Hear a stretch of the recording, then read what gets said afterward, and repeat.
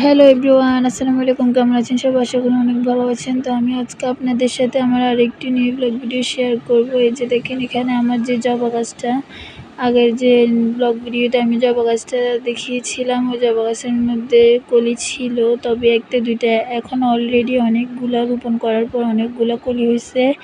কলি হয়ে ফুল অলরেডি ধরে গেছে। এই যে দেখেন, ছোট ছোট ফুল। আসলে নিজের নিজের হাতে রোপণ করা কোনো জিনিস রোপণ করার পর, টিকে যাওয়ার পর যদি ফল বা ফুল ধরে, তাহলে যে এত আনন্দ, এত খুশি লাগে বলার বাইরে। তো এই যে দেখেন, আমার এখানে অলরেডি চারটা ফুল ধরে নিচ্ছে, আরও কিছু কলি আছে। তো আমার এখানে যে লেবু গাছটা আমি ব্লগ ভিডিওতে দেখাইছিলাম, ওটাতে তো শুধু ফুল ছিল, লেবু ধরে না। আর অলরেডি আলহামদুলিল্লাহ 4টা লেবু অলরেডি ধরে গেছে। এই যে দেখেন, এখানে একটা ছোট ছোট লেবুগুলো। আসলে আমার গাছগুলোর জন্য সবাই দোয়া করবেন, যাতে গাছগুলো টিকে থাকে আর ফুল এবং ফল ধরে, যাতে ঝরে না পড়ে যায়। অনেক গাছ আছে রোপণ করার পর ভিটামিনের অভাব বা পানির অভাবে ঝরে পড়ে যায়, পানি দিলেও পড়ে যায়, জানি না। যেহেতু আমি আমার গাছগুলো রোপণ করেছি নিজের যত্ন সহকারে, দেখতেছি যে ফল এবং ফুল হচ্ছে। তো দেখা যাক কি হয়।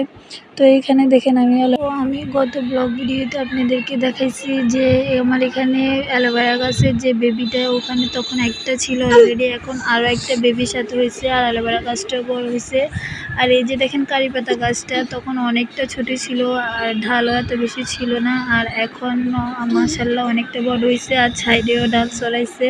তো কারি পাতা চুলের জন্য কতটা উপকার আপনারা তো জানেন যারা ইউজ করেন। তো আমার ভিডিওটি যদি ভালো লেগে থাকে, আমার চ্যানেলটি সাবস্ক্রাইব করে অবশ্যই লাইক কমেন্ট শেয়ার করে আমার চ্যানেলের পাশে থাকবেন। আসসালামু আলাইকুম সবাই।